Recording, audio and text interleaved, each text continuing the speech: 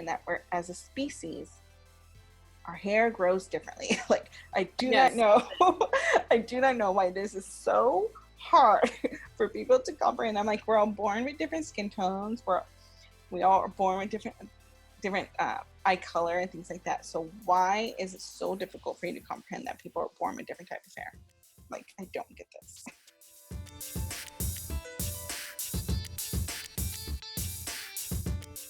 And luckily, in the last few years, there's been more and more conversations about it. So let's just dive into it. Yeah. Mm-hmm. Yeah. So let me actually, before we dive into it, give the definition of colorism, just in case you didn't know what the definition was, because I didn't. So, definition of colorism, according to is a Google discrimination based on skin color, also known as colorism or shadeism, is a form of prejudice or discrimination in which people who are usually members of the same race are treated differently based on the social implications which come with the cultural meanings which are attached to skin color. How has colorism, let's just start off with this, how has colorism affected your life? It's affected the people that I've known.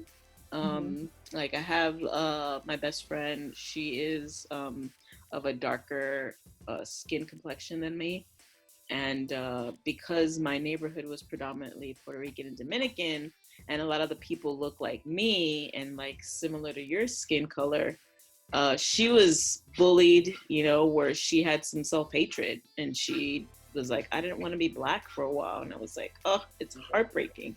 Yeah. I mean, she doesn't feel that way anymore, but I didn't realize that colorism was a term for that, because that's what she experienced, and the same with her cousin, who was my friend at the time. Yeah. She was called horrible names, because of her skin color.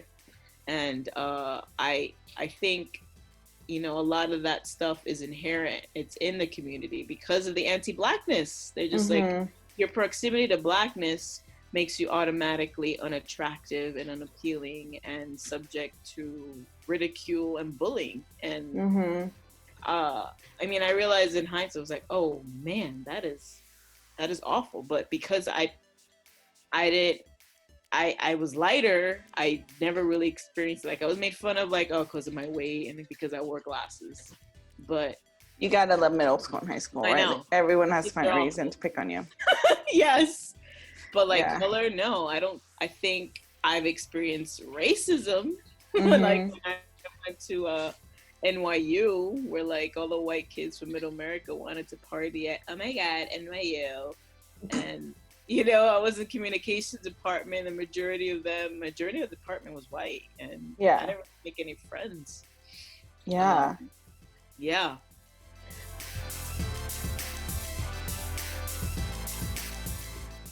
Growing up, always questioned from other people within the community of like, are you really Mexican? Are you really Latin?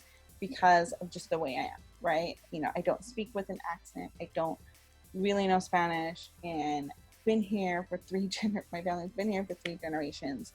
And so they had this ideal of what Latinx or what Latina or what Mexican is supposed to look like, and I just never fit their mold. And what really frustrated me with that, I know we're getting away a little from colorism, but really frustrating with that is I've always felt like their idea was like sort of like a stereotype, if you will, of what Latinx people are. I'm like, really? Like, I've met a lot of people that like, really love to claim like they love going to board meetings and like hoop earrings and red lipstick. And I'm like, that's cool. But I will wear a hoop earring and red lipstick, but I also like wearing pastel colors and pearls. Like, that doesn't make me less Latin.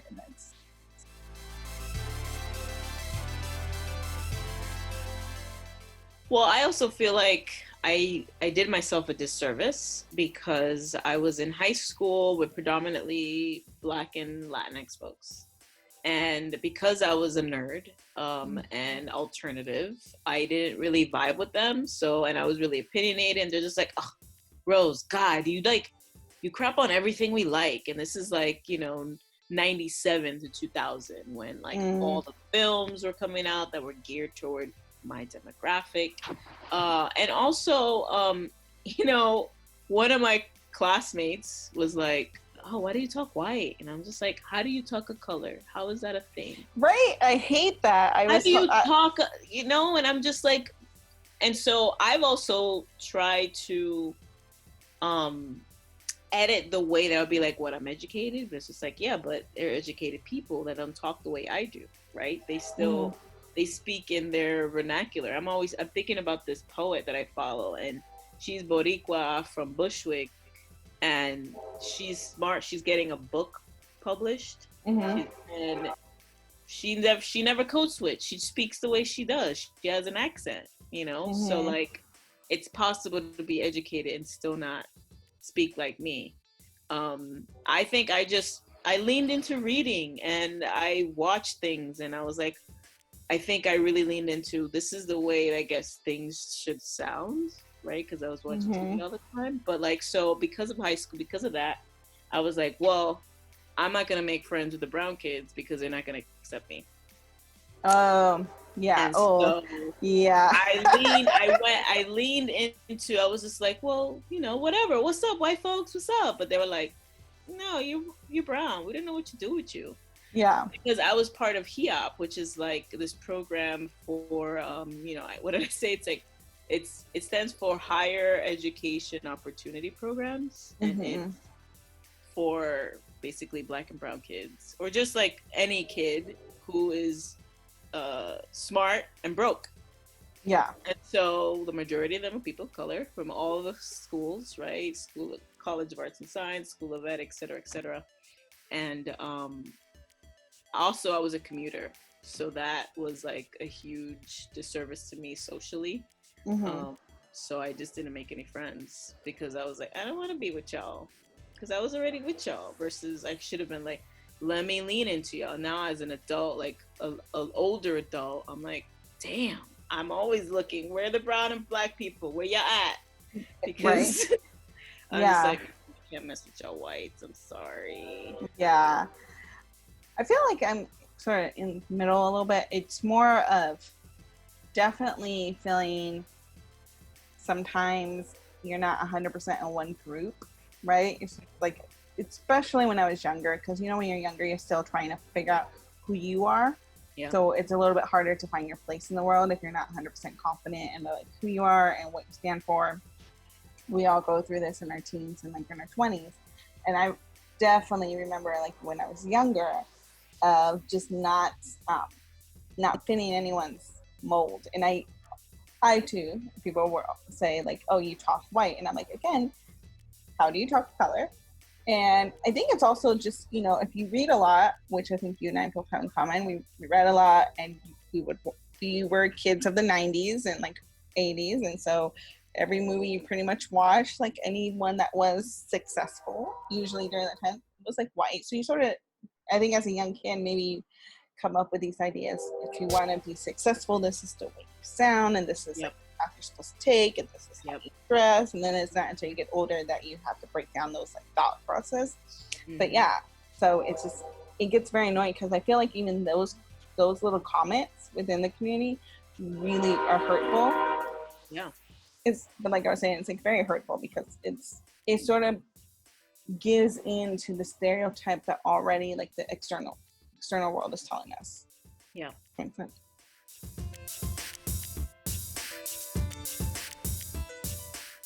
Well, like this whole Emmy thing from like where all these people, like I think John Leguizamo, some other Latinx actors are like, oh, we're being shut out of the Emmys, and I'm just like, but Jerome won an Emmy last year for his portrayal of a Black man, and he's Dominican, and he made history being the first Afro Latinx man to win an Emmy. That's colorism, because he's like, it's like an erasure of the African diaspora that does happen to speak Spanish. That would just, I think if we want to talk about historically, the African diaspora who was colonized by Spain. So you're like, hello, people out here, we brown and we Black, we're also like doing things. Mm-hmm. That's colorism, you know. Or I think I'm positive that it's also a thing in Hollywood casting. I'm thinking about Julissa, I forget her name, who was just identified, right? She's Mm-hmm. Dominican. She said that when she was trying to go through all these parts, and she also has an accent. She's Dominican, and she said she would go to these parts, and they're like, "You're great, but like, can you like speak differently, like, or like, can you like?" They just didn't know what to do with her, and she's Yeah. just like, "Guys, I'm out here," and they're like, "No, we're not gonna cast you because you don't Yeah. look Latinx," and it's like, well, what the hell's that? Is it Yeah. Sofia Vergara? You know, Yeah. is it Well, it J definitely, Lo? yeah, it definitely is, right? You have to sort of, like, if you were to look in the media, right? Like, kudos to every Latina, Latinx actor, actress that gets through the door. You know, it's, unfortunately, it's hard enough work to get through the door, but it becomes a little, it doesn't help if everyone that's getting through the door sort of has like the same type of body type, same type of skin tone, same type of hair.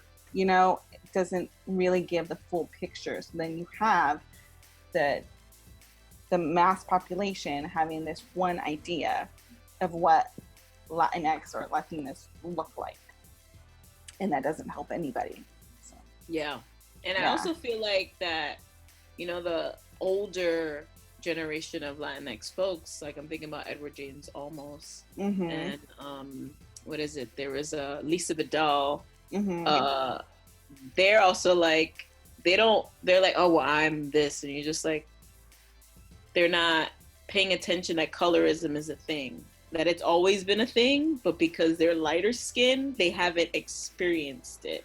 They probably just experienced blatant racism at the time, you know, Mm-hmm. but like now you're like, no, it's a thing. Like you see a lot of these roles, they go to lighter skinned Latinx people. And you're like, but there's so many Afro Latinx actors that they're only cast for roles for blacks, for like, Mm-hmm. you know, black roles. You're like, that's fine, but can we have more roles with Afro Latinx people? You know, Yeah. like I'm thinking about as much as I appreciate One Day at a Time, I'm like, they're Cuban, but they are light skinned Cuban. Oh, did you realize? Did you look back? Okay, not this. This shouldn't be a thing, but I found it really ironic that most of them aren't Cuban I descent. know, Puerto And I, Rican. yeah, and I'm just like, okay, you know what? I'm not gonna hate because we need a job. Get it. And you were probably the best one for the role, right? The daughter is actually from Colombian descent or from Colombia, right? So Yeah, I'm like, I get it. But at the same time, like, you couldn't find one Cuban actress or actor for this role. Like, that was I'm dark like, I'm skinned like, too. made exactly. Like, you couldn't do that. Like, and I just find it, I'm like, you know what, Nicole, like, let's not nitpick, because it's like, which way do I go? Do I nitpick and sort of you know, hate on a show that, you know, we need in the community, or do I just let it be? But I'm just like, but if I let it be, then is it always just going to be that way, right? We're always going to see a certain type. Yeah, I just found it so funny.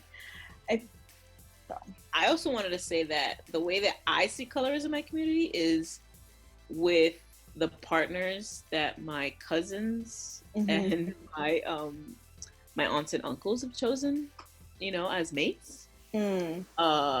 Specifically on my dad's side, because my dad's side, they're the ones that have more African roots. So they're all much darker than me, and all their partners are a lot lighter. They're all fair skinned. And even my cousins, you know, they're fair skinned, their partners are fair skinned, you know. And also, like, I have like god brother and sister. They're like maybe around my skin tone, maybe a hair. One is like a hair lighter, one is a hair darker.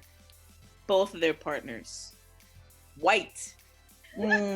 Like one is just white Italian dude, and then another one, his partner is a white like a European looking Dominican woman with blue eyes.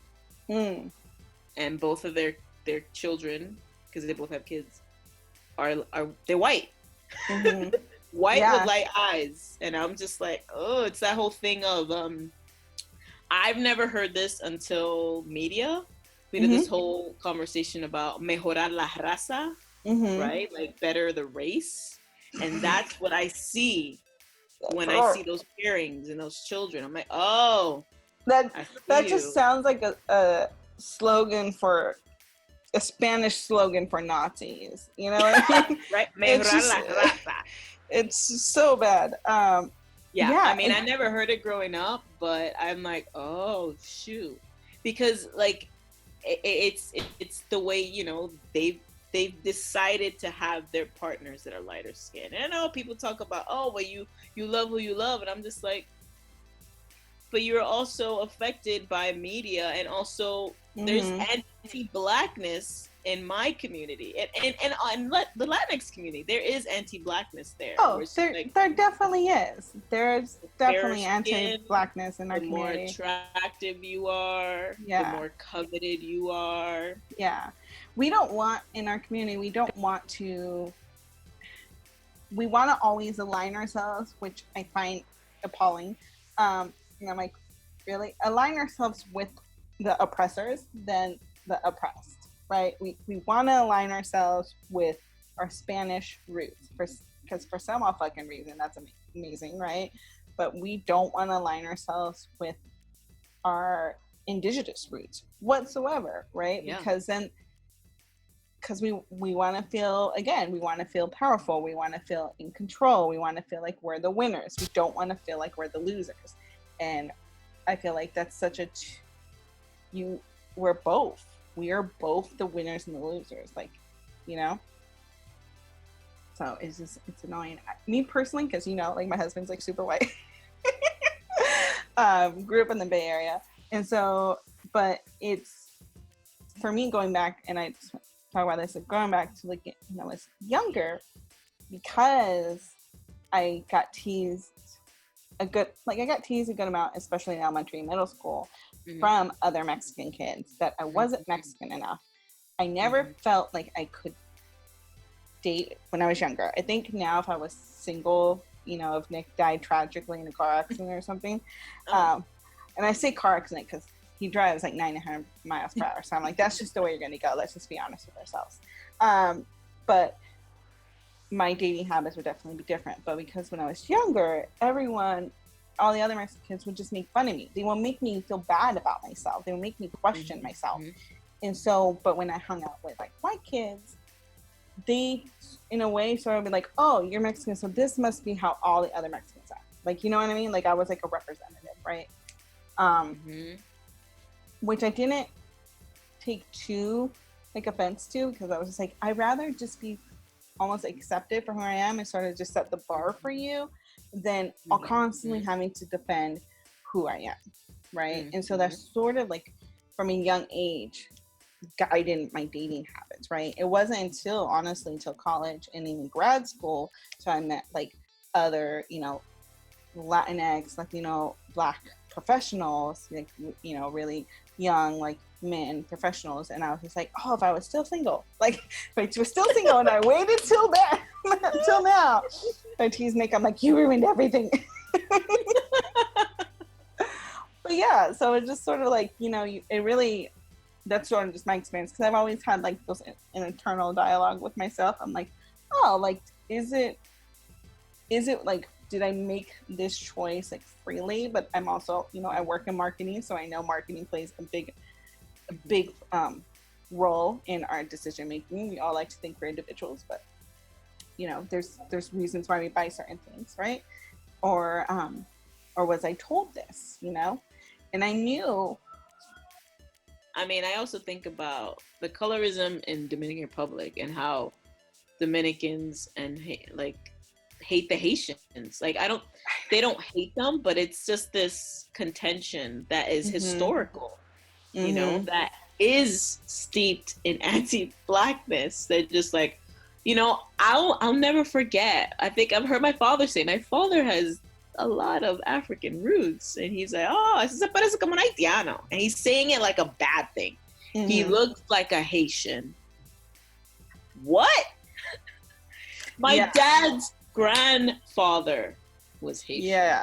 Yeah. And it's sort of just like, you know, people pick up these sayings. I'm always being saying from such a young age, and they just, it becomes part of people's vocabulary, and they don't take a moment to realize, oh wait, you know, because again, we don't want to take a moment to think of, oh wait, are we partaking in colorism?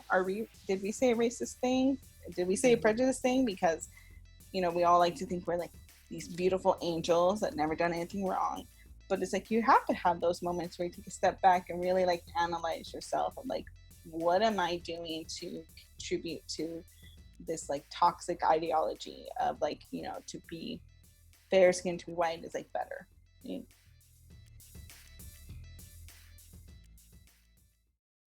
I mean, I feel like acknowledgement starts it, right? Because people be like, well, I don't know what that is.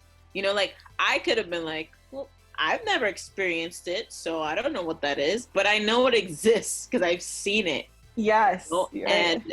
And I think it also depends on the people you're with, because I mean, if it wasn't for my friend, I don't think I'd ever really think about it because of her stories, you know. And I actually not me and her, but me and like a former classmate, I was just like, oh shoot, like it's racism and it's colorism in a different way. So like the story is we went to some Chinese restaurant, or like no, we went to a ramen spot in Berkeley, and she's a lot more darker than I am, and we both get the check, and so we both put our cards down, you know, halvesies, and so the Asian person gives me my check, you know, they got it, like they cashed it, and I like signed it. But then with her, there was an issue, and they had her come up to like the counter to pay it, and then they were like, oh yeah, pay,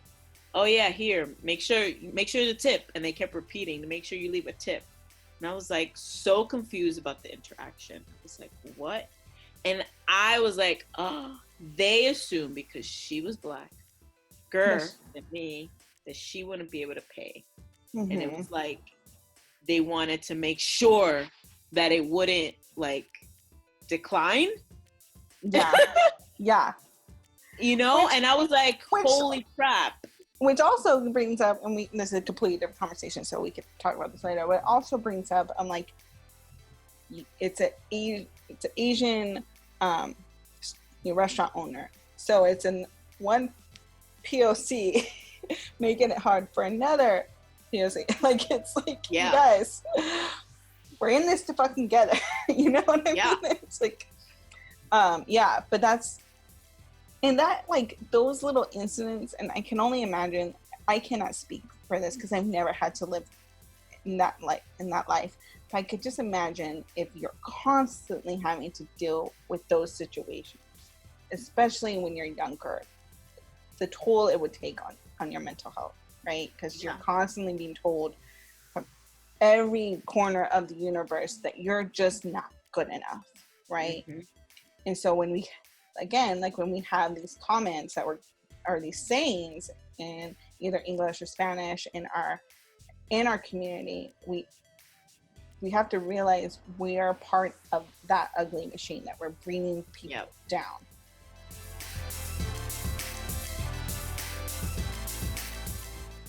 I don't know if this is like maybe part of colorism, but I was just thinking of like this conversation regarding, you know, during Latinx Heritage Month, and how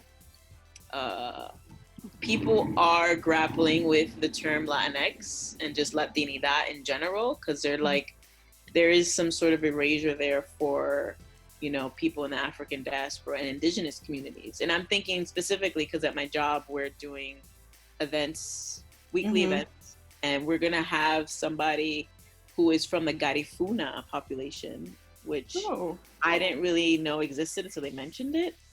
And they're... Do you want to tell the audience where they exist? They are Afro-Indigenous population.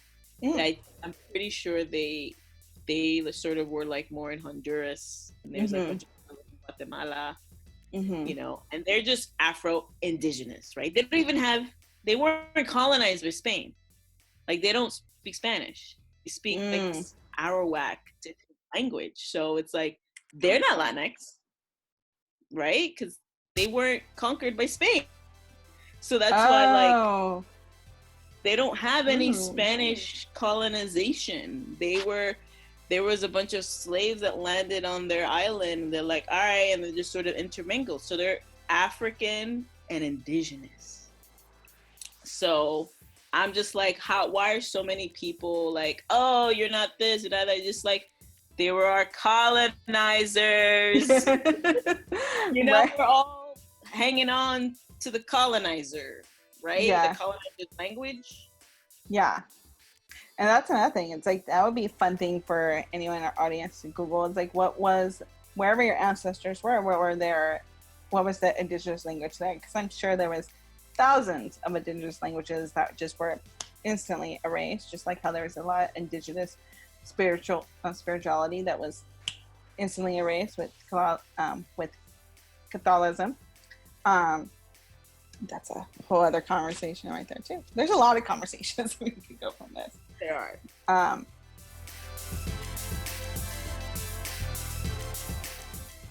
To not maybe always feel like you're the victim and to not always feel like you are the oppressor. Like you could be both at any given time. Yeah, I mean, I feel like it's just conversation and communication is important. Like, period. Like, just acknowledgement. Because if one's just like, well, you don't recognize your proximity to whiteness because you're fair skinned, you know? And like, okay, well, you're black. Like, what do you know? You know, it's just like, just acknowledge your privilege. Everyone has privilege. Everyone has privilege. Even if it's in financial privilege, whatever, everyone has privilege. So exactly. Pay attention to what you have. I'm always thinking about that. I'm just like, oh, how am I showing up here? Am I paying attention to my privilege? Yes. I'm always thinking about that there and my intention. You know, like I was so nervous to share myself with my colleagues, like, because we're celebrating Latinx heritage, and I was sort of asked to write a blog post, and I was like, oh, how am I gonna say? And I like stop and started because I wanted to also include the fact that I do identify as Black and also Latinx, and I was like, how am I gonna do this? And I stopped and started like 6 million times, and I was like, you know what? I'm just gonna share my piece about my hair, because that just says everything, and that's just. I'm talking about anti-Blackness. I'm talking about recognizing I'm Black because I have rocked, you know, like styles, like what is it, protective styles.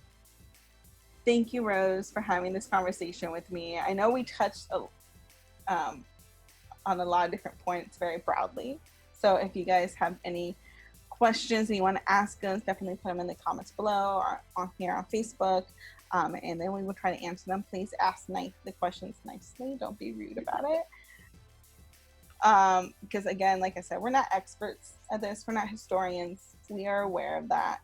But we just wanted to have this free-flowing conversation to maybe give you an example of how to have a free-flowing conversation about colorism, racism, and prejudice. So, yeah. All right. Thanks, Rose. See you later.